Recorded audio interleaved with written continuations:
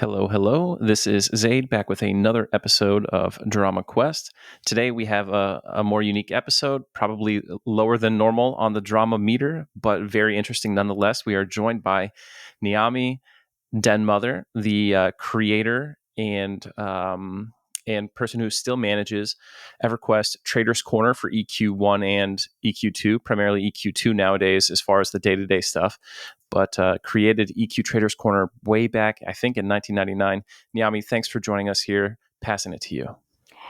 Thank you very much, Zaide. Yes, we started actually with EQ Traders Corner during Phase 4 beta launch for EverQuest. Wow. We tripped, a friend of ours was actually working in their server room at the time, told us about it, got us in on the beta, and we dove right in, started playing, started liking things, and that's when I immediately dove into crafting. And it all started because of sandwiches. Because of sandwiches. The Okay, recipe, tell me more. The recipe for sandwiches, the recipe book in-game was wrong for the first month of the game. So during beta, it was wrong. And me trying to figure out, okay, well, it's missing the spices. You got to put the spices in and then it works, was really a big thing back then. And I started running from zone to zone as this itty-bitty squishy halfling, trying to find all of the trade skill supplies. And that's how it started, was running from vendor to vendor to vendor and making myself flat lists of this is where I can find the cooking supplies, this is where I can find this is where I can find that. And then did you just host it on like a little website that you had? I was working for America Online at the time in the Network Operations Center, so I had a free web space through AOL. So it was just little flat files on my AOL home space. And here comes your tiny bit of drama for you, because we can't have it totally non-dramatic. There we go, Back then, the website was considered a cheat site. No way. Posting recipes was considered a cheat. So if you look carefully at our directory structure now, you will see that the recipes are in a /secrets directory. Oh, because I see that. We put the ingredients and everything and where you could find everything just out publicly on these flat files, and then told people verbally and in messages and so forth, go to /secrets if you want the recipes. This is so funny. Changed very quickly. I mean, the game industry suddenly realized fan sites were important. Fan sites were valuable. They bring the community together. They get the players more interested in things and so forth. But at the start, yes, I was a nasty cheat site. Well, I guess back then they probably wanted people they wanted you to go buy those books, right, that were on the vendors, and to learn things that way, right? So yes, you were making people not have to pay for the for those silly books that were on all those vendors. They were only a few silver, so it wasn't really so much the paying. It was the fact that back then, using any sort of help guide was considered a cheat. Yeah. Nowadays, it's par for the course. They refer people to the wiki all the time. But back then, it was a very different sort of atmosphere, a very sort of different thought process. There's pros and cons to that. Like nowadays, games launch and they're like solved day one. You know what I mean? And that's kind of sad. Yes. But EQ was such a beast that you needed any kind of help you could get. Exactly. And since I retired from AOL in the year 2000 when I lost my mother to cancer, I took my stock and ran, and I was just working on the website after that. And it was basically, okay, everybody else is working busily, and then they come home and they just want to get in and play. They don't want to spend 3 hours researching just so that they can make a Misty Thicket picnic. They want to go in, they want to know which pieces they need to get where, what ingredients they need, what crafters they need. They don't have the time that we used to have back then to just dive in and find it all themselves. And that's where I focused. If I can help other people get in, play, have fun, it's good. And okay, go ahead. What was it like in that beta phase 4 compared to like a few months later in the live launch? Was the environment totally different? Was the player base totally different? we didn't know a lot of things. We were stumbling along, fumbling along, and things were still changing and being fixed and being tweaked. And I can remember all of the drama just to find a fire beetle eye for my barbarian so she could move around, Right. because I decided I wanted to play a chamois as well as my little halfling cleric. I have alt-itis. No matter what game I'm in, I have to have multiple alts. It worked out really well for EQ because when the cultural crafting came in, I had several cultural crafters ready. I could cover different bits of the cultural crafting right away because I had the right races. But I've always been like that. But yeah, it was extremely difficult to get around, to find your way around. When I was checking out ingredient vendors, I was constantly getting eaten by the griffins Yes. because, I'd go into a building and I'd have my nose deep in the vendor and try to make notes of what's really there versus what he's just, selling back from somebody else. And suddenly, choomph, there goes Niami again. Choomph. Yep. Okay, there she goes again. It was quite the interesting thing. But yeah, it was, I mean, there was nothing documented, no maps, and I get lost inside a wet paper bag. So I was always getting turned around and going, oh no, where am I now? But it grew, it changed, we grew, we changed. It was just a very slow, organic process. Okay. And when you started playing the live game, did you have to, since you were already in the beta, did you have to buy a big box, like a physical copy of the game still anyway, or Oh were you yeah. somehow grandfathered in? No, we bought copies of the game. I Okay. didn't start getting free copies as a fan site until, like, excuse me, 3 or 4 expansions in, maybe 5, and I only got them for a couple years. Uh, And I was paying for my own account and everything too. really? Yeah, it took several years, even after the fact that it's no longer an evil cheat site. It took them a while to get in there and say, okay, you're a fan site, you're a community leader. Here you go. Here's some community leader bling. It always felt like EverQuest was never sure how close it wanted to get with the fan communities, the content creator communities. Even to this day, sometimes they're in, and then sometimes they back out. It is like hot and cold.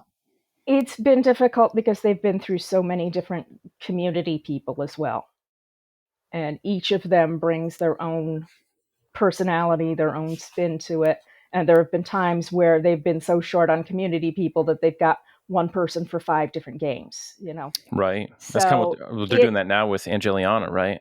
yeah, right now they are looking for somebody else to work with her, but right now it's just her for EQ2, and Magic the Gathering.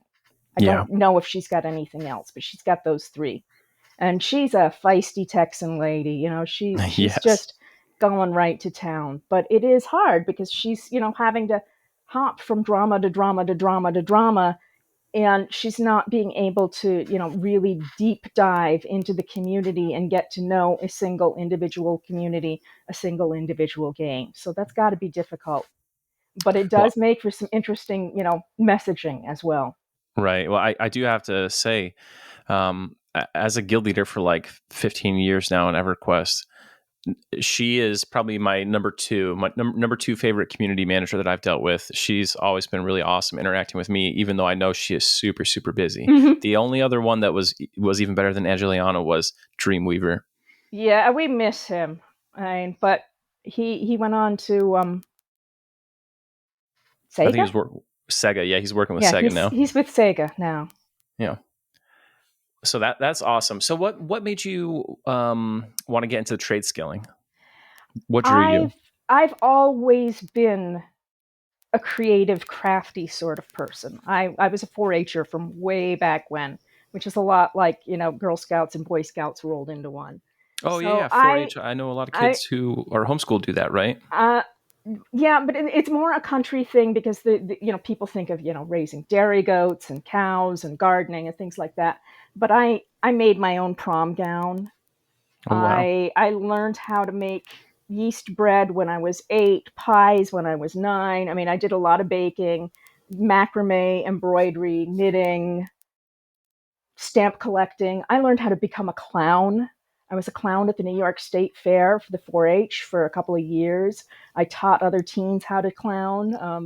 I did a variety of things, but I'd always liked creating as well as destroying.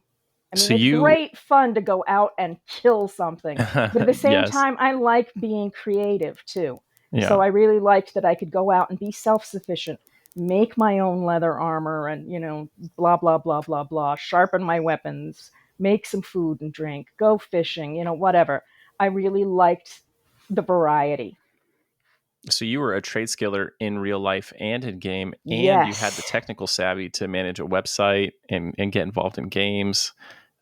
I had just been trained on how to create website, and back then that was cutting edge. Yeah. Even just doing basic HTML, a tiny bit of Java, and that was really right on the cutting edge. And I had a place that gave me the free hosting, and by the time that ended, there was another place that offered us free hosting because they were getting ad revenue from it. That was back when ad revenue was a big thing and would pay for the website totally. Yeah. So I got hosting that way, and then eventually we had to pay for it. And at that point, that's about when Engrith created the database for me because I had been constantly updating flat files. So Yeah. there was it was difficult to cross link things. And if something changed, you had to change it in 3 or 4 places. And he taught himself SQL and my PHP in order to build our database for us.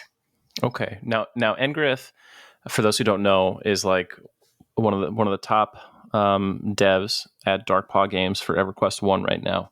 Was he did you guys meet through the game, or did you guys already? We met at AOL. He was Through a at AOL mutual before. friend. Yeah, he worked there for 6 years. I worked there for 5. And after I retired for medical reasons, he spent another 6 months or so there while I'm playing EQ at home. And he's like, she's playing games all day and I'm working. And this was near the end of the .com era. We had enough stock. We could take our stock and run. It crashed soon after. We got very lucky. But for quite a while, we were just, playing and doing the websites, and he was doing the technical stuff in the background. I was writing all the help guides. I was doing the data entry, and so on and so forth. After he built the database is when they stopped trying to ask me if I would come work for them because I kept saying I wouldn't unless I could telecommute. Hmm. And at a fanfare, they interviewed him over dinner Ah, because they're like, "Oh, you built her database?" And they pounced on him. they were And headhunting. They couldn't so get you, so they got the next they best got the thing. next best thing, and he was the trade skill dev for a while. He's been through a couple layoffs and so forth, but now he is the design team lead there, and we try very hard to keep it totally separate. The Yeah. site is one thing, his work is another thing, and anything that's now needs to be done technically on the site is random weekends or something like that. I'll be like, "Hun, they changed this version of PHP and something broke. Right. Help, hun, fix it." It's always a good morning when you wake up at 6 a.m. and you have like a message like, hey, your website doesn't work, or Google's giving me a security alert when I try to go to your Uh-huh, website. And you're like, oh no. uh-huh. Yeah. Oh, and they get all panicked if it's even down for like 5 minutes. "Oh Right. no, they've closed down the site." I'm like, "No, the server went down. It's bouncing. It's Right. okay. Breathe." But yeah, Yes. it did get a bit nerve wracking. Now it's more just like, okay, let's check with Rack 9, see what's wrong, see if they can fix it pretty soon. Post in both the EQ forums and the EQ2 forums because, well, they're on the same machine. So if one goes down, both sites have gone down. Right. Do you ever give Engrith a hard time? Let him know that he was like the second choice. Do you ever remind him of that? No, no, Oh, we're really good on our spouse faction. We don't oh, do things like that that might do, the self doubt or something like that. And we still do play together. Not always in EQ or EQ2. We've got other games that we'll do as well, but we do call it our spouse faction. We get that's our good. Yeah. we get our time playing together. Like today we did a little bit of Diablo 4 this afternoon, Well, that's great. just for some variety. It's important. It's important that you play games with your spouse if you're a gamer. I'm really fortunate that my wife will actually sit down and play almost any video game with me too. Well, we actually started playing games before EQ with stuff that was on AOL at the time, which was Gemstone 3, Hmm. which is kind of like a step beyond bulletin board, step beyond mud, but it was a text base, massive multiplayer, and you'd go from room to room to room to room. So you'd travel to a room and you'd see all the people in it, and it described the area and so forth, and Yes. it was kind of like not a graphical MMO, but it was like a grandparent of it. So we Right. played that together for quite a while before EQ came along. I think I played a lot of games like that back in the day. Like Hmm. like it would be on a forum message board almost style, and there'd be like a lot of descriptions. It was almost like a math game disguised as like a Hmm. narrative. Yeah, but this one um, was multiple players, so you yeah. had people zipping in and out all the time, and I was playing an empath, so I was trying to heal people all the time. They'd wander through, and I'd steal their wounds as they'd go by, and just silliness. But yeah, so we've been playing together for the we've been married now for 25 years. So we've been playing together for about 26, 27 years together. That's amazing. Yeah. Now, when you two first started playing EverQuest, what server did you play on? Tunari or Okay. Tunair, depending on your pronunciation. We were in a small role playing guild that was a group of friends, but we got adopted into Veonimicus, which was one of the raiding guilds. So anytime we wanted, we could go raid with them. That's awesome. And there were times where I was actually running my cleric in the CH chain, and I had an enchanter tagging along behind me, and I'd alt tab over and do a few things and clarity people and things like that, and alt tab back, and I'm back in my healing. Never macros, never bot programs, nothing like that. It was all my hands. Right, And of to this course. day, I don't even macro much at all. Does Um, so you play EQ2 primarily now, right? now I do EQ2, yes. Now, I'm not a big EQ2 person, but does EQ2 have like a lot of built-in like macro functionality? Like you can write a little bit of a script in your hotkeys and stuff. You can. And the only thing that I ever really did with it, because nowadays I live mostly on their test server, because the person that was in charge of our test server guild passed away, and I took over playing mum for the rest of the guild. But the only thing that I do with it is I had a stuttering bard. She stuttered when she talked, but she sang like a lark and all of that. But I wrote several original songs for her. Oh, that's So cool. I would macro some of those so that she could just, sing them, for RP events and things like that. But other than that, I don't do anything with the macro side of thing. I know people do. I know people do use a lot of custom UIs, but over on the test server, you want as vanilla as you can so that you know what's a bug and what's your UI going flaky. Right. Yeah. So it sounds like you have been really big in the role play scene, but in both games. Yes, because I used to like to write short stories. Okay. And in fact, on the EQ2 side of things, I got into a tradition that stopped when my health got worse. But I would sit there, and when I would do an event preview, when there was a live event that was going to go in, I would test it on the test server. I would get screenshots. I would, do a page with a full preview, screenshots explaining the event and everything like that. And if inspiration struck, there would be a short story before it of Niami or one of my other characters experiencing this event and doing something silly with it. It was usually some silly story, but I like the short story writing. I like the creativity. So that was always fun for me. These days, I don't really get into in-game, in-person RP, but I still, those stories are there. Niami is a halfling priestess of mischief. She calls Bristlebane Bristlebritches. She is a character.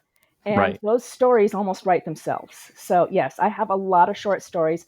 I have a few short stories from the RP Guild in the EQ days that I keep in the archives and so forth. But mostly it was in the EQ2 time when I got even more creative, even more silly. It lets me get my creativity with words out, because now with the rheumatoid arthritis and everything, it's much harder for me to be crafty with my hands. So the storytelling at least lets me get my creativity out. Okay.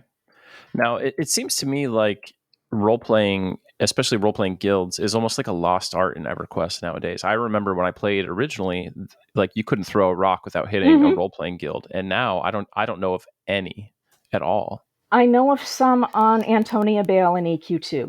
I don't Hmm. know of any over in EQ.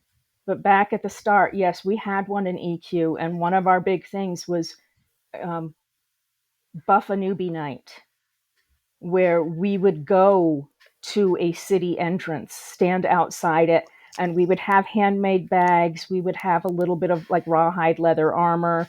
We'd have some sharpened weapons, and we would have people that could cast Spirit of Wolf, Breeze, Vision spells, things like that. And we'd just, anybody who'd go by, we'd start throwing buffs on them. We'd tell them to, bring us a fire beetle eye and we'll give you such and such, or, bring us a bat wing and we'll make some bat wing crunchies, or we would do things like that. We would get other people involved, and then we would tell stories with our characters, between ourselves. We would write, short stories and things that just, pulled in several guildmates and so forth. So, we had some beautiful backstories and things like that. But people don't have that much patience anymore, I think, is part of it. Yeah, everyone, it's the instant gratification Yeah. mindset, or you just don't have the time to. Yes, the time is the other thing. And, nowadays I don't have a lot of time or energy when everybody else does. So I don't get into it as much. Yeah. But it's still fun. It's funny that you tell that story of one, like what an event was like, and it's so clear to me that when you think about the fantasy role playing experience, like an RPG or even early EverQuest and MMO, like what you imagined it would be like, what you wanted to do, it's exactly the kind of stuff you're describing. You never thought, I can't wait to sit at Orc Hill and farm Centurions for 9 hours. That was not what you thought of. You were like, I want to like I want to smith my own armor. I want to meet adventurers and sit at the campfire and like tell stories of our adventures. You know what I mean? Hmm. But somewhere along the way, we lost all that as a community. We lost that spirit. Hmm. And, we would do things like my monk was my jeweler because of weight allotments. Because when she was out and she was adventuring, she would convert everything she could that she looted into gems that she bought from various merchants out in the wild, just to keep her weight down. And then she would do drunken language lessons while we were out adventuring. So we'd just pull several people into a group, and she'd start speaking in Draconic or whatever other language while we were there fighting. And it was hilarious. And because she was doing a drunken fist monk, it didn't matter whether she was coherent or not. It didn't matter whether she was drunk, because the language lessons just went on. Nobody was going to understand her anyway. So, I'd just spam a sentence over and over and it would just come out like that.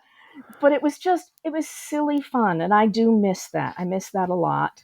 And especially now that I'm on the EQ2 test server, which is a very tiny population, Yeah. because most people want to play live, I don't run into people much at all anymore. But I still get in, the storytelling here and there. It makes me think of potential quest lines and things like that. So I get my creativity in, but it has changed over the years because the environment's changed. Do you think there's anything that the developers could do to support that play style, to encourage the play style? That's a difficult one because they're trying to make a game that suits for everybody. And one of the ways we got around it in EQ2 is we have a much more robust housing and decoration system. We got our housing and decoration system first, and then EQ's done some of it.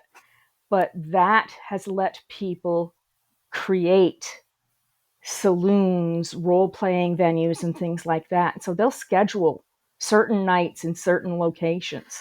And they've got it all decorated up and everything else. And, one person's the barkeep, and there's all these tables and so forth. They set up their own little venues. They make their own little world.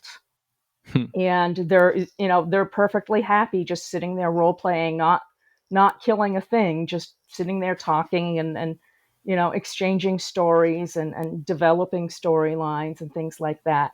And those little venues, those little houses that they set up, and they set so that everybody can access them from an easy portal, that's helped them keep going. There is still a role playing community out there on Antonia Bale, but Hmm. unfortunately, I don't know what it's like on EQ at all.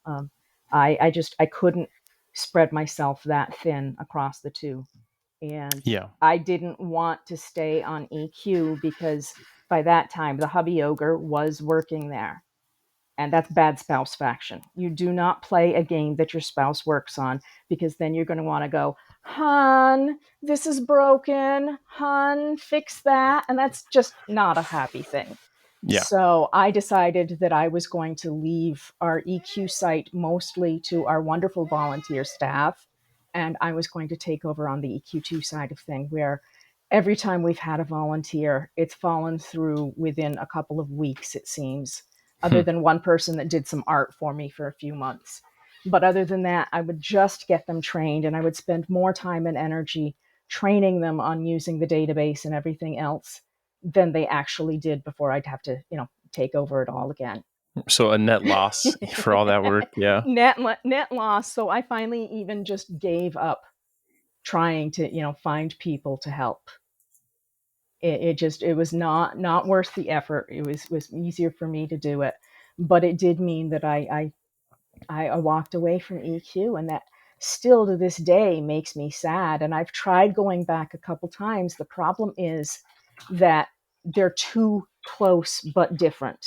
That's the problem I have with EQ So, too. yeah, so you get used to certain key sequences, and they're just a little off in the other game.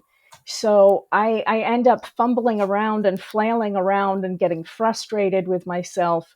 And of course, everybody else is just zooming around, and I'm like spinning in a circle going, okay, I can do this again, can't I? Right. And it was taking too much time and too much energy. So now instead, what I do is I'm learning how to Twitch stream for Extra Life, and so I will sit in a lot of EQ streamer streams, and I will watch them play, and I will kibitz with them, and I will have my trip down memory lane and get to see all these places that I haven't seen in ages, and that at least gets me my fix, Yeah. and that helps. So when you do your Extra Life fundraiser, which by the way we should let me just introduce Extra Life really quick for anyone who doesn't know about it.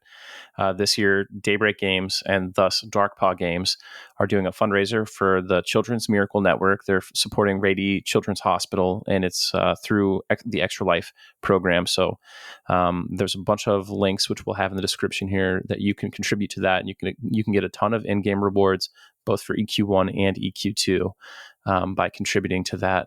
I think up to about $100, and I know. Mom here will be raising money on game day, which is November 4th. I'll be doing it as well. There's going to be a lot of folks doing that. It's called game day, and it's like a 24-hour period where you try to see as a community if you can really blow it out of the water. Anyway, sorry to interrupt you there. No, that's perfectly fine. And what they call it is play it forward, Yeah. because it is gamers raising money for sick kids to get them their extra life, as it were, to get them something to help them while they're in the hospital. And it is a nonprofit, it is a charitable donation.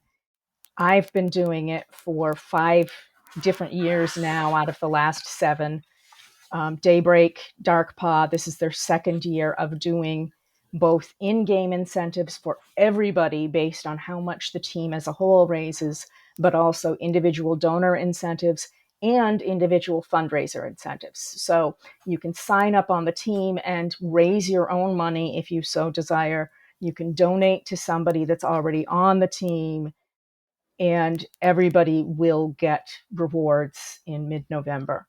And it's like some serious XP bonuses already. It's some serious currency bonuses and things like that.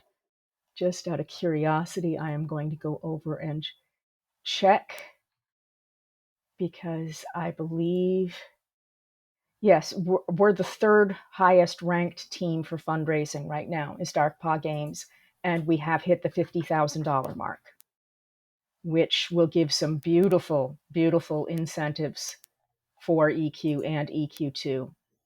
We're up to 180% bonus experience for that week and 155% more likely rare spawns and so forth.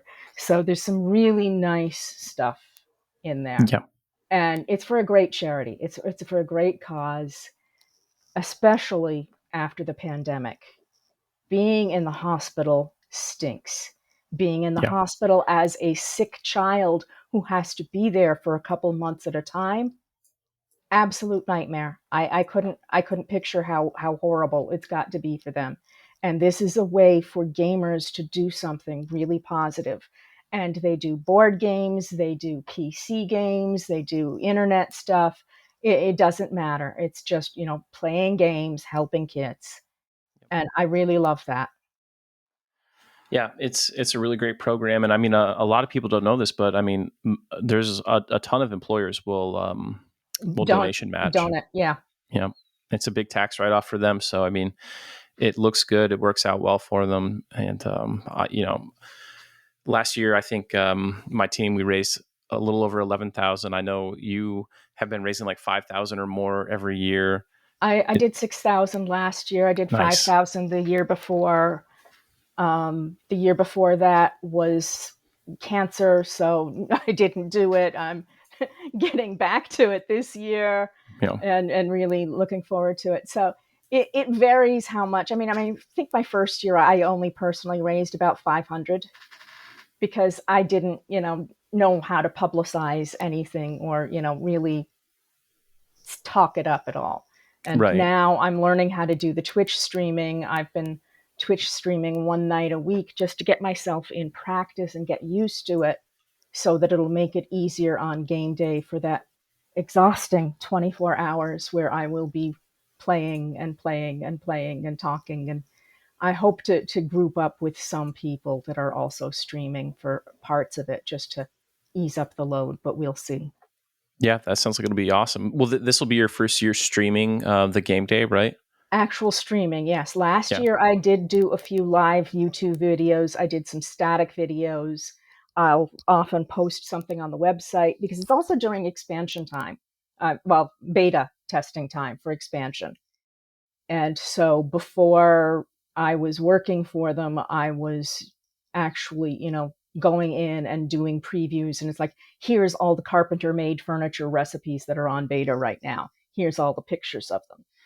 Things like that. Now I've got to, the last 2 years, I've got to watch a little more what I'm showing, but I might do like a flying tour of all the zones, not spoiling anything, not teaching anybody where, anything is hidden, but okay, if you're going to harvest out here for your crafting, here's the path that you can take, and here's all the pretty eye candy, and oh, look, isn't this beautiful? And oops, I got munched by this because I was stopping and playing tourist.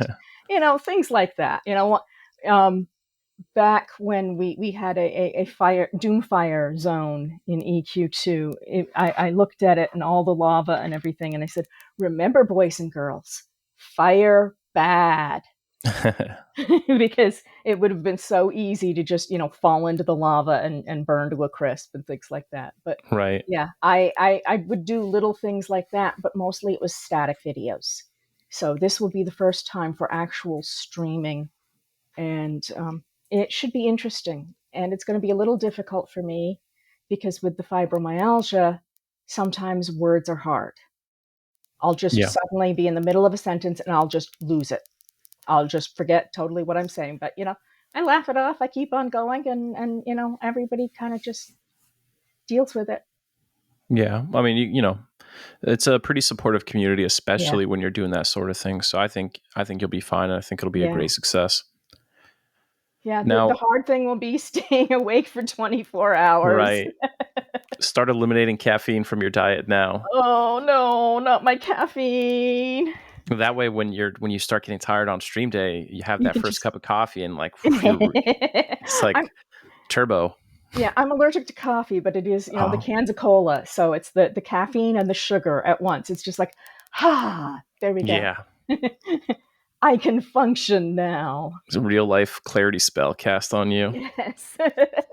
So, funny enough, you're getting into Twitch and everything. I don't know if you've ever seen it, but for a while, Grand Theft Auto had a huge role playing community. And when I say huge, I mean like the biggest streamers on Twitch were doing it, and they were all role playing, like 100,000 people watching. And I don't know where it came from, what caused it, but it was super, super Hmm, successful. interesting. And the professional streamers would get really into it. Like they'd be streaming and they would like have accents, you know what I mean, and try to like disguise who they were. It was really fun to watch. Hmm. I would love to do something like that with EverQuest, but I feel like I would just be too self-conscious, too embarrassed. It does take the ability to ham it up and to laugh at yourself. Yeah. One of the things that I want to do for game day is on the EQ2 side, start as a brand new baby crafter and see how many quest lines I can go through in, a couple hours or something like that. Crafting So speed run, I let's go. I will probably be sitting there and, doing silly voices for the NPCs and things, as I read the quest details aloud to people and things like that, because it's hard when you're on a stream for people to actually read the dialogue, Yeah. the viewers. So Yeah. I may suddenly be a Rotanga and talking Rotongan and all the cheeses and so forth. But yeah, it will be interesting to see what I can do with it. But it does take extra work. It takes extra energy, so that'll have to be like earlier in the stream. Yeah. Middle of the night is when I'll switch over to some other game that will just wake me up, because if you're doing too many hours with the same game, there's always the risk of just running yourself out of steam and getting so tired of it that you're just tripping over your own 2 feet all the time. Absolutely. Do you know what time you're going to start your 24-hour stream? Probably around 9 or 10. It depends on also what has gone on the week before, but usually I do it around 9 or 10. Okay. And that's And like AM? yeah, AM. Yeah. Yeah. That tends to be pretty standard. That's West Coast time too, Pacific time. Okay. But Yeah. yeah, they allow you all sorts of wiggle room, and they even say that you can split this over 2 days. You don't have to do 24 hours straight, things like that. But I'm going to try to do the 24 straight. We'll Yeah. I see need to how see well I what manage day. that. November 4th. What is It'll be that? a It's a Saturday. Saturday. Perfect. Yeah. Yeah, I'll probably start mine early in the morning. yeah. They do a Saturday through Sunday for the 24 hours. And I have to admit, last year I got spoiled, and I got off my 24 hours. I crawled directly onto the massage table and just conked out while I got a massage for an hour afterwards. Nice. Because That's the way to do it. I get a therapeutic massage every week for pain management and so forth. So we just scheduled it so she was ready for me the moment I was done with the stream, and I passed out on the table. I needed it after that 24 hours though. Oh, yeah. And Your that's, body gets sore like sitting in a chair yeah, for that long. I have to remember to set timers this time. I'm usually very bad about that, but timers, so you're stretching, so you're hydrating, so you're reminding your viewers to stretch and hydrate too. Yeah. And it definitely does help, taking short breaks here and there. But I get so deeply involved in things that I lose track of time, and suddenly 4 hours have gone by and I haven't moved, Yeah, I and mean, that's bad. it could be dangerous. I don't Hmm. want to say his name, but one of the biggest EQ streamers got a blood clot, and literally almost died. Not good. Yeah, so it's definitely scary. Hmm. And it's just one of those things, like you never know when it's going to happen until suddenly, like, boom, it Boom, hits it you. happens. Yeah. So it is definitely, make sure you've got a timer. I will also be like pre-packaging snacks. Yes. That's the other danger, is if you put like a bag of snacks next to you or a bowl of snacks or something like that, you're just going to get distracted and you're just going to inhale. And you want to like pace yourself. You don't want to just do tons and tons and tons of calories and go into a food coma. Yes. I have to avoid like I have to avoid food that tastes good. I have to Hmm. avoid like carbs and pizza and stuff because it makes me like feel sleepy. So Yeah. I'll eat like scrambled eggs or things like that. Yeah. But if you're going to do like chips or veg, raw veggies or anything like that, just package them in snack size bags. Yeah. And, Yeah. If it's almost. within reach of me, I'll just eat the whole thing. So Yes, I have to. exactly, Yeah. exactly. Just like my husband just put a takeout container full of sushi next to me. It's like, yeah, I could just inhale that really easily. Just glom, it's gone. Right. So, you mentioned trying to go between EQ one and two, and they're like similar, but almost too similar. There's Hmm. almost like an uncanny valley thing that I've experienced. I go to EQ2 and I'm playing it, and I'm like, I could really enjoy this game if the city I was in right now wasn't called Kanos. The fact that it's called Kanos and I have 25 years of like what Kanos is supposed to be in my head is Hmm. like creating this issue in my This brain, and it's like dissonance. rejecting it. Yeah, and it is very different because of the fact that in EQ2 the shattering has happened. Yes. So things had to get rebuilt, and the names may have stayed the same, but there's a lot of difference. And there's That shards so of Lucklin all over the place, and so you've got these big green glowing rocks and all yeah. this other stuff, and it is because it's an alternate future timeline. It does throw people, but at the same time, it's some great memories too. So this is like something I actually wanted to bring up. Since you're big into RP, does that translate into you also being really big into the lore of the games? Yes and no. With my memory is starting to go with the fibro, and I can remember recipes from 25 years ago, but things that I've learned since then seem to have just like bopped out of my brain. So Hmm. I'm not the huge lore junkie that other people are.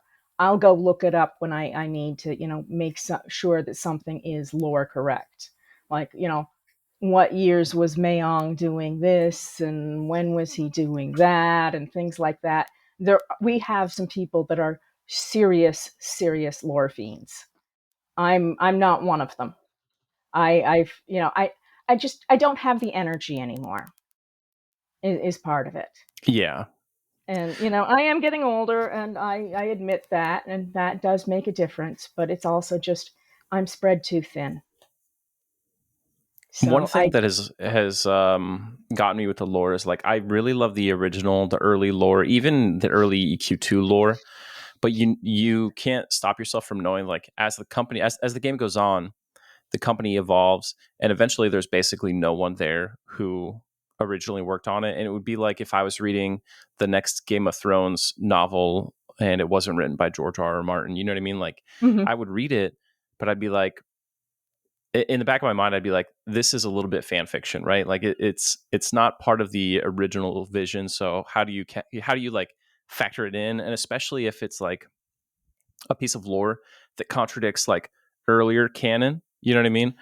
So We try to watch those contradictions, and they do a pretty good job now with some confluence documents to keep everybody on track. And on the EQ2 side, we've had the same person working on our lore, on our signature lines, keeping us all on track, on the same story, and making sure that our lore is correct for several years now. So Casey keeps us in line and says, That's no, good. no, no, you can't do that.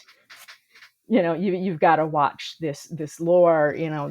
He wasn't there at that time, he was over here, and this is our storyline explanation for why this is happening, and it ties into this and it ties into that, and I wonder if some of the designers are like, "Hey, nerd, we're just trying to make a good video game here. Okay, so let's put our books away and like dodge the no, fire." we're trying to be good about it now. And That's they good. they are, because it helps with continuity, it helps with the story, and the story is important. This isn't just going out and killing the monsters. It's all the story that goes in behind it, all the work that goes into that, to make sure that when there's an expansion, it makes sense. Oh yeah. It's not just boom, a new land appeared.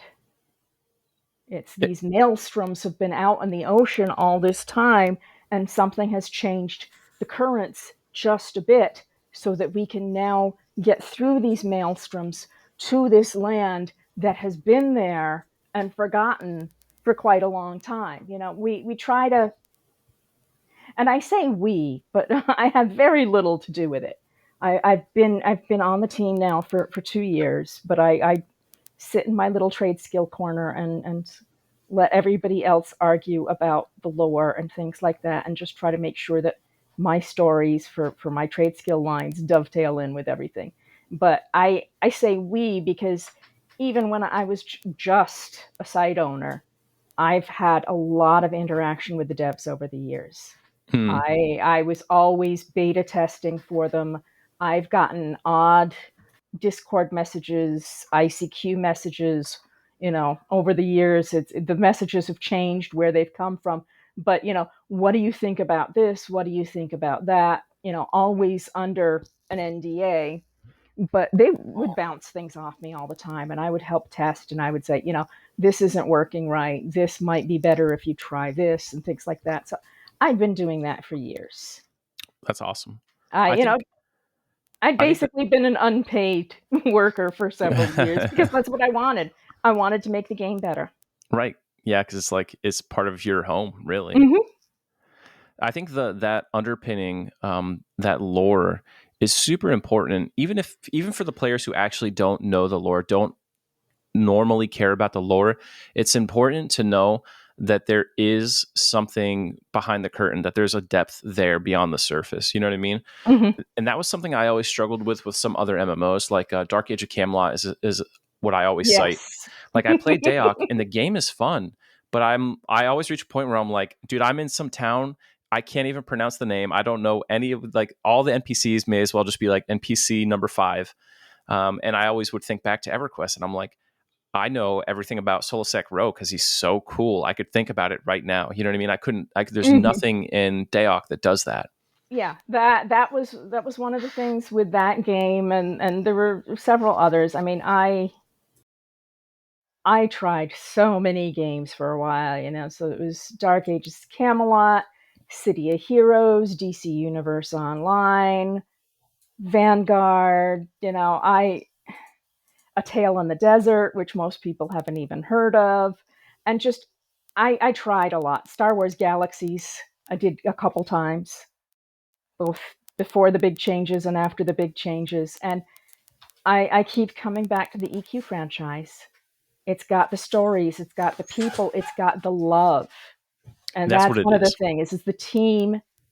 They're not just there putting in the hours. The teams care. This is their baby. This is their family. I mean, they've seen, grandparents playing with grandchildren, people getting married in game, people getting married at the conventions, people saying, well, I met my spouse there, and so forth. There's just all these rich stories of the people, the players, the developers. And so it just creates this beautiful tapestry, this beautiful nostalgia, a lot of togetherness. And I think that's why EQ will hit 25 years next year and EQ2 will hit 20. That's Phew. phenomenal. When Yeah. you stop and you think about all those stories, all those people, all the lore that went into that, every single NPC, all the different quests, it's staggering. It just absolutely, mind-boggling when you stop and you think about it. Yeah. Yeah. I mean, there's so much there. I am so excited for the 25th anniversary to see what they have in store. I hope it's something great. I've heard a rumor, and I'm going to put you on the spot here to see if you can confirm or deny or elaborate on the rumor. I've heard a rumor that next year we might see a convention again, a fanfare. I can neither confirm nor deny. Oh, that's what I like to hear. I work for the government. I know what that means. I can't comment on it. I got to start working out, get my fanfare body. That's I awesome. I can't say anything, but they are planning quite a bit of stuff for next year. They're really going all out with the 20th and the 25th for the games. There'll be a lot in game and possibly some out of game, and it's just going to be a real celebration, and there's going to be a lot of nostalgia. I'm looking I can't forward wait. to it. It's been such a Yeah. huge part of my life. I am going to be all in on like the 25th anniversary, whatever they do. You know what I mean? I'm gonna play it Hmm. like casual as I did when I was playing in 1999. I think I want to experience it that way. Yeah, it should be a wonderful time. I'm very much looking forward to it, even as I'm dreading some of the work that I've got to do to go into it still, Right, because I've got to get through the expansion first. right. Now, when you first moved over to EQ2, so that was probably like Gates of Discord right after Planes of Power around that time. Around Um, that time, yeah. did you feel like EQ2 did it recapture that magic that you felt when you first got into EverQuest, or has nothing ever really recaptured it that same It way? it was very different. I mean, there were enough similarities, so it's like, yeah, this is kind of like being back in EQ, but there were enough differences too that it was its own thing. And I did miss the EQ. It was a different feeling for the community because it was 5 years later. It was a slightly different generation, and also at the same time as EQ2, World of Warcraft came out, and that changed the scenery a bit. Oh yeah. And EQ2, like EQ, had its growing pains in the early years, and changed a few things around as time went on. There was a lot that was revamped, along the way, and crafting changed and improved, to my mind. So it took a little while to get its legs. It took a little while for it to decide what it wanted to be.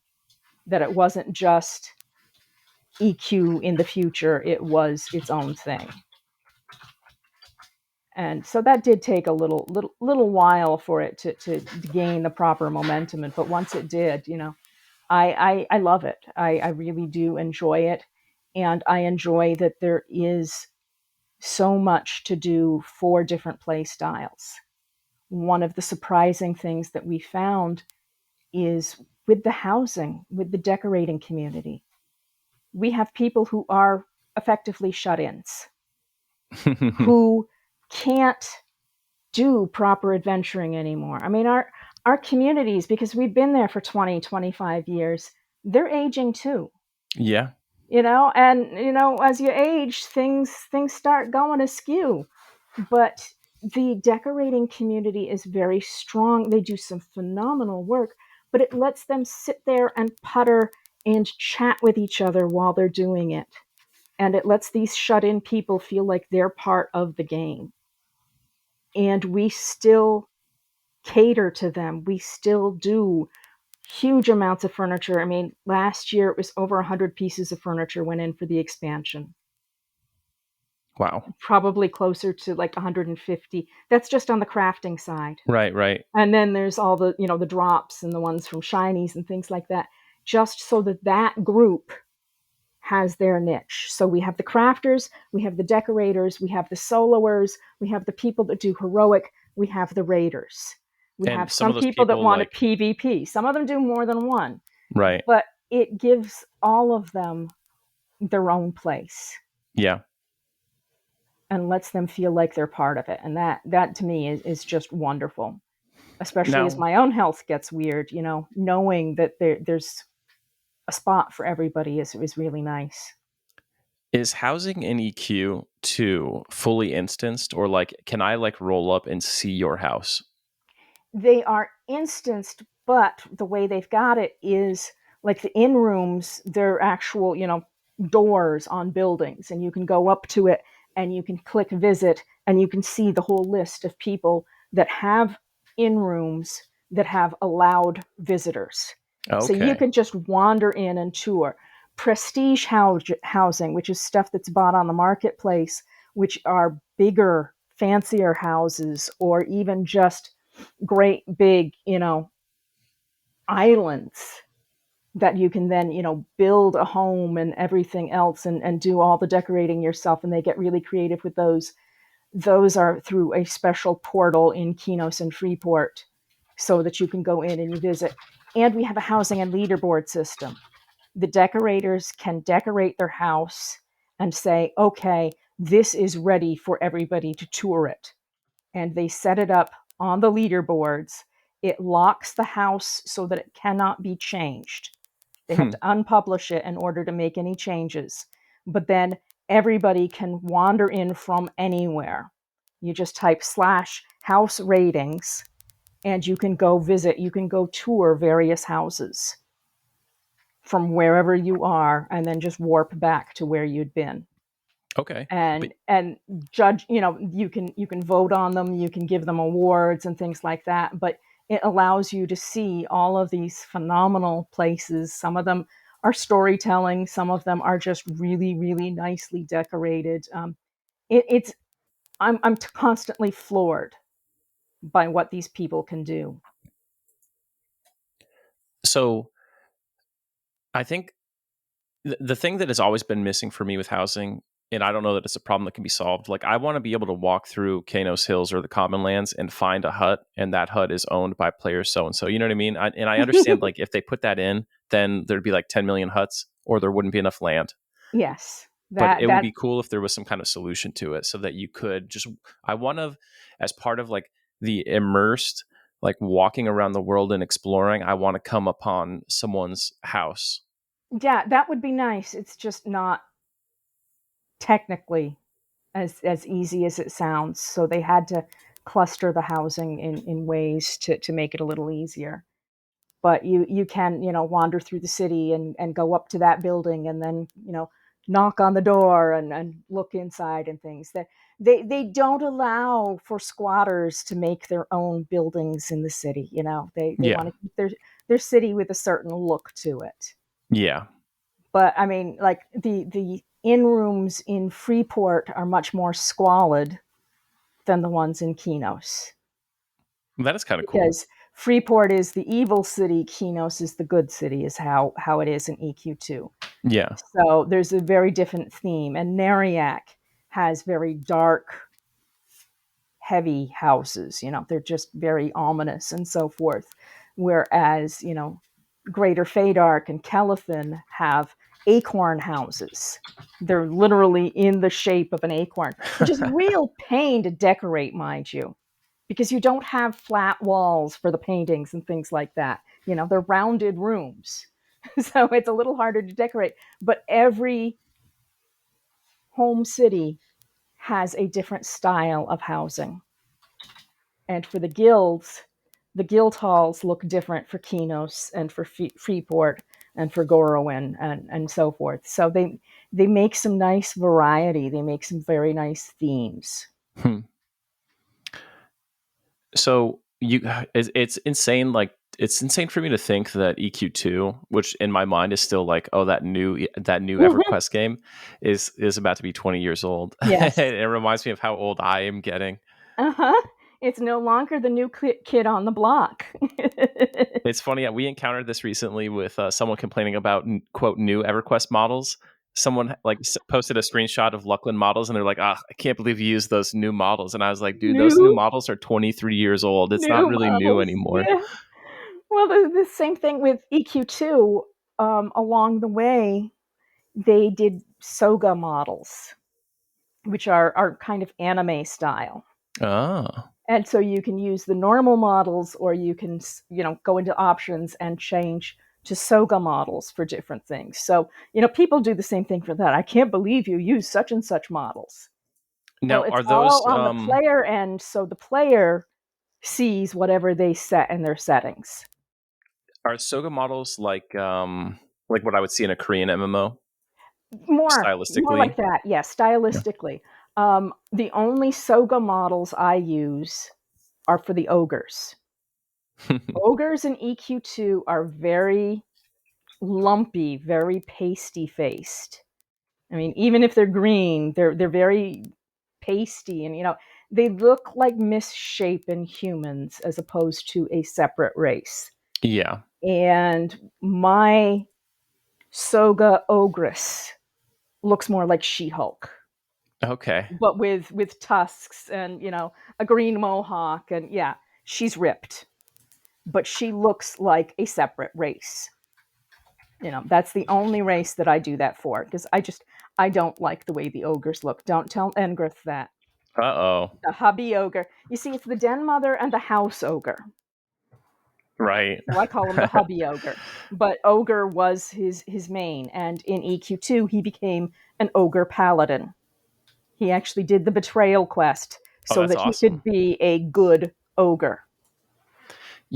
Speaking of ogre paladins, okay, my friends and I always rant about this. Barbarians should be able to be paladins in EQ1. They were created by Nathaniel and Arola Mar, Hmm. and paladin doesn't have any large race. Like, come on. Yeah, they would make good paladins. The Mars definitely should have done that. And I have to admit that I've got another really weird one. If you stop and you think about it in EQ style, but in EQ2, I have a lady gnome monk. I mean, it's just Yoda without a lightsaber, right? Pretty much, her name is Ginsu Chop Chop. Oh, that's awesome. She's a So, weaponsmith. in EQ2, is it totally open, like race, class, anything? Yes. Ah, Race class, well, to a degree, because what happens is some races are naturally neutral, some races are naturally good, some are naturally evil. But we have a betrayal line. So you can flip from good to evil or evil to good. So it allows you to do, a dark elf paladin if you really want it, you can be Drizzt. or something like that. Yeah, you can change. Some like halflings are good, and so you have to actually betray. Others are neutral, so you can choose. Are you going good? Are you going evil? And that impacts your starting city until you decide that you're going to betray and move somewhere else. I think it's awesome that it's like a thing you have to do, and there's like a quest associated with it. And it is cool, and for the most part, I like it. It's hard to imagine some things like um like an ogre mage. You know what I mean? Like it seems out of character, but there's no reason to think with millions and millions of ogres in the universe, one of them wouldn't just be that random one-off Exactly. aptitude. You know? Exactly. I mean, when you get to those larger numbers, you're always going to have someone who does not fit in their racial peg. Right. They an ogre that thinks he's a gnome and wants to go tinker. Who Right. knows? It does give you a lot of extra variety, a lot of extra flexibility. Yeah, I think that'd be cool. I would love to. I wonder, are there like really powerful racial abilities or anything in EQ2? There's small racial abilities. They're not hugely overpowered, so they are things that you can easily, work around. It's not going to make or break your character. It's just going to add a little extra, like Froglocks and Ixar have water breathing. Hmm. Imagine that. Right. It might be a +5 to a stat that you get several racial abilities that you get to choose from. A few But that are nothing. default, like +5 to tinkering for gnomes and things like that. There are a couple that will be automagic for the race, and then there will be a pool that the race can choose from, and every 10 levels or whatever it is, they get to choose another ability. Okay. So they might get a +5 to their mana pool or something. It's not, it's small things. It's nothing huge or game breaking, but it's enough to just kind of make you feel like you're a little different from the pack. Yeah, nothing like EQ where ogres have 60 more skill points or attribute points than like a Yeah. human, and frontal stun immunity. Yeah, no, nothing that huge. Nothing that huge. And that makes it a little easier to balance everything. Hmm. So when you were playing EQ1 and you would occasionally do your guest raiding and stuff, what raid content did you get to experience? I got to experience everything that was available at the time. Whoa, you were I like they were secretly a top hardcore. they were top end guild, Yeah, and we were going through it all, and that was back when I was healthier, when I was younger. We didn't even need to use voice chat, and I can type 130 words a minute. yeah. No, gosh, I remember typing up raid instructions and making Yeah. hotkeys and Yeah, all and caps. so I just was really, really fast on the fingers, and I raided with my cleric, I raided with my shaman, barbarian shaman, and sometimes with my dark elf enchantress. Nice. Now, And what was your favorite raid? I didn't have a favorite. I Hmm. was too busy keeping everybody alive to really worry about the mechanics, especially when I was healing.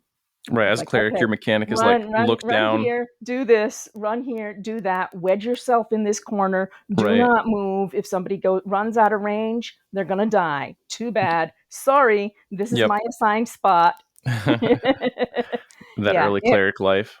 it, it was definitely very different.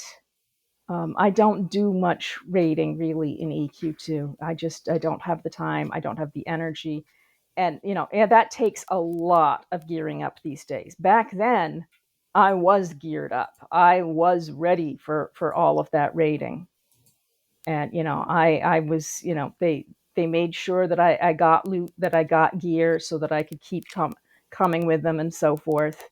It wasn't just that I was some mascot.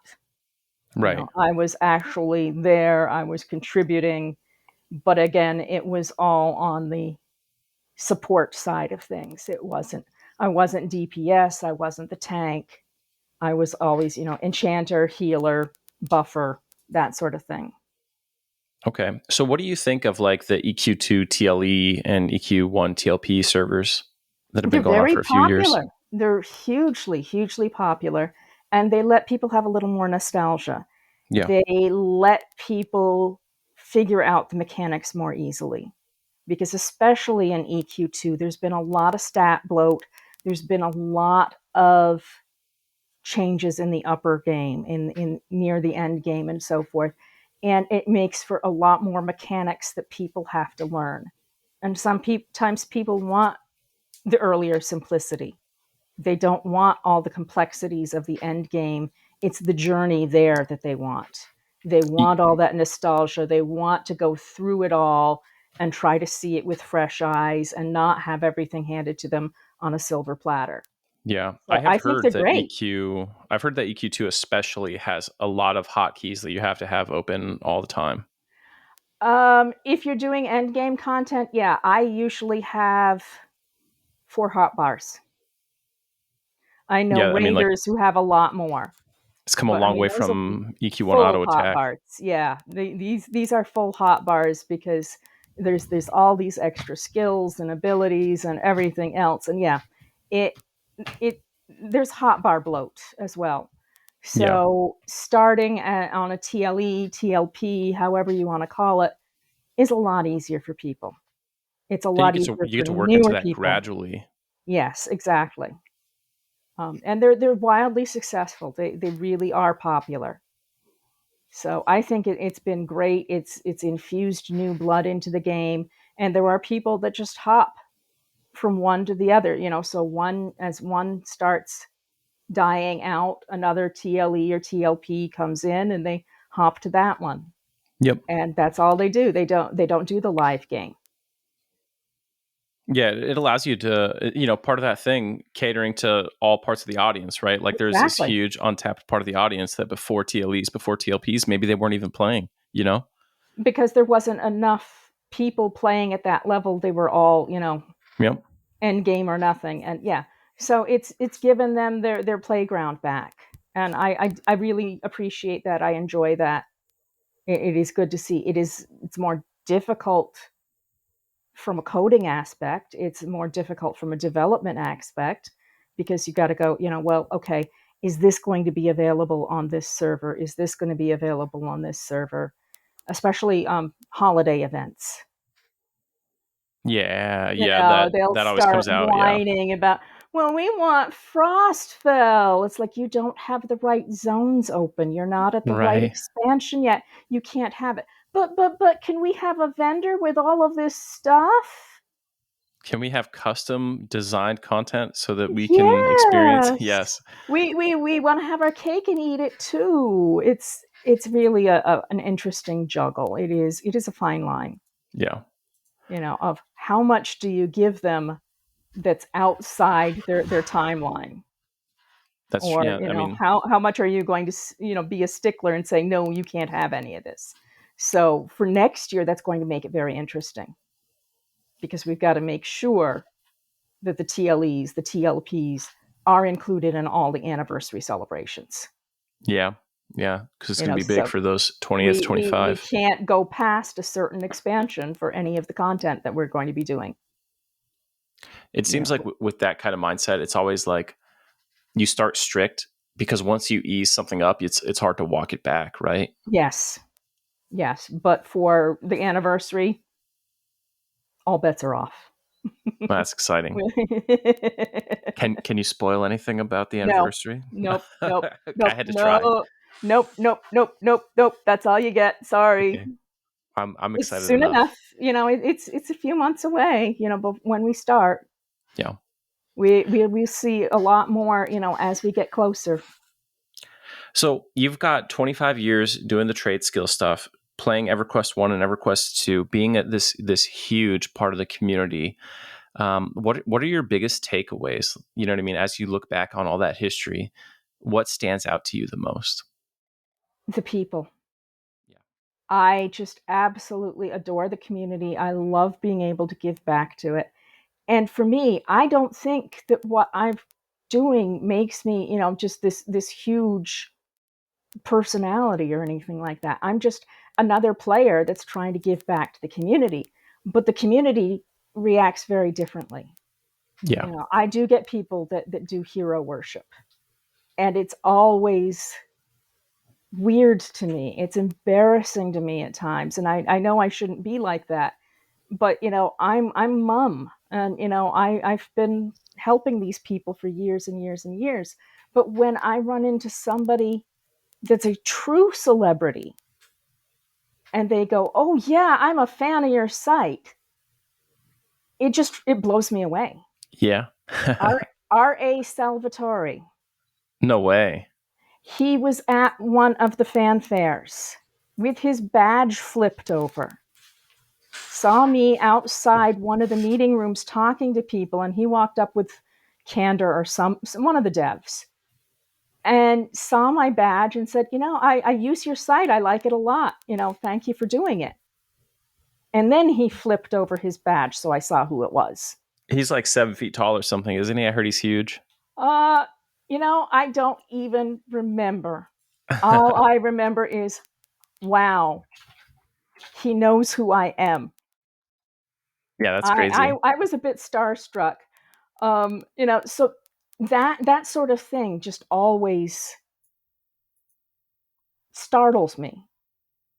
But it's we're all just looking for some enjoyment. We're looking for some connection. We're all looking for some fun and some ways to unwind. And gaming can be cheaper than movie tickets every week, you know? Oh So yeah. you look at it that way. And, I'm just glad to be a part of this community. I'm glad that it's given me this outlet to meet people from all over the world from my home. I can be as housebound as I want. During COVID, I am sure this was a sanity saver for many people. People that weren't normally housebound all the time, being able to get out there and socialize in the game was huge. Yeah. And we have such a strong, supportive community. It's very wonderful for me to see. I absolutely love it. And I do this because I want to help the community. I want to give back to the community because that community has given me so many wonderful years of enjoyment. Well, that's really awesome. And whether you think it or not, I think you are, you're famous in the community. You are someone that has been important, you have like all the rights to that awe that some people have when they see you.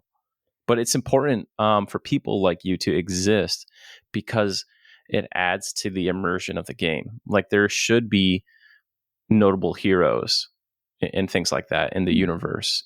Even like the players are part of the history, and there should be notable players. There should be notable villains and heroes, and you're in there. Leroy Jenkins. Right. You were talking about notable villains. I don't know what you'd call him. Anti-hero? Um, Wiping out an entire raid? yeah, I don't know, court jester, something. I don't know. But yeah, and I do get that, and I do understand that. And when I'm at various, events, fanfares, things like that, I'm very aware that, I am in the public eye in in a lot of ways, but it also means I have a lot of very, very wonderful protective friends. Yeah. So, if I get cornered by somebody who wants to talk my ear off, somebody can gently, pull me away and remind me of some mythical event that I need to go to or something like that. It means that I feel a lot safer if, Adam's gone to sleep and I want to stay at the party for an extra hour. I know I am going to have escorts home to the Right. hotel room. I am going to be perfectly safe. I will have bodyguards. I Yes. remember one fanfare.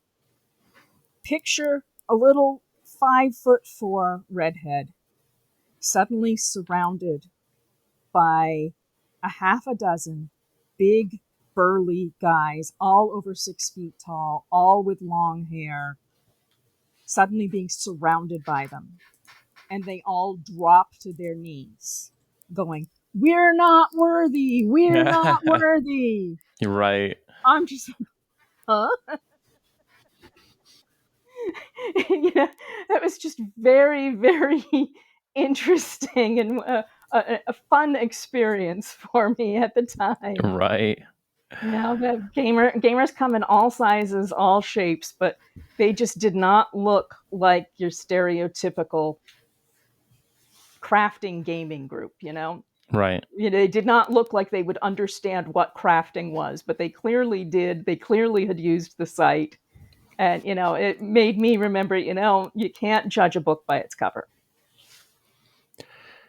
On the topic of on the topic of crafting, which I probably haven't asked enough questions about, but I noticed all the years until like the last month, all the years I played EverQuest, I always saw crafting as something like I had to do occasionally to complete something I wanted to do. Like crafting was always this other thing that I didn't Mhm. want to do, and I had to just do it, and I hated it. And then the other day, a couple of weeks ago, I was playing with my wife, and she wanted to get into crafting. So I was like, okay, like let's both like she was baking, and I was like, okay, I'll do brewing then, so I can support the Mhm. baking. And I was like, let's not look up any recipes. Let's just go fool around. And I was having so much fun, and it was so immersive and enjoyable Mhm. to do it with like crafting was the goal. There was no goal of like get Misty Thicket picnics or like do this for your epic quest. It was just like, let's see what we can make. What can we do with this meat? Can we braise it? You know what I mean? And Yeah. And it was fun so fun incredibly food and fun. drink. It is, and that's how I got started. It was like, okay, let's try this, let's try that, let's see what we can do with this. This is an interesting drop. I wonder if I can sew that into something. Right? It just it's a different aspect to things, and some people love it, some people hate it. It's like anything in a game. You can pick and choose, and if you absolutely don't want to craft, well, there's ways around it most of the time. Just make friends with someone who does want to craft. Yes, exactly. Yeah. It's you, like an bri- you adventure and find a the you puzzle find the all its good own. bribe, yeah. And so it really, it allows for people to get a lot of variation in there. But yeah, I've heard more than one, I absolutely hate crafting, but I Yeah. have to do it for my Yes. raid guild. And I'm like, well, I'm sorry. I'm sorry that your raid guild makes you do that instead of letting somebody do it that enjoys it, and support them instead. But different groups, different things. Yeah. I mean, I just learned that it's really all about the mindset that you come to Yeah. it with. All right, but I think that is all the questioning I have for you right now. I know you've got dinner nearby that you're probably eager to get into. Do you have anything else that you want to say, or anyone you want to shout out before we wrap up? Not really. I just want to say, be kind to each other. This is all our fun. Just be good to each other, enjoy it, celebrate it, share your addiction with other people if you wish. And enjoy. It's a wonderful, vibrant community. It's some wonderful games that have been out forever and ever and ever. We're still going strong.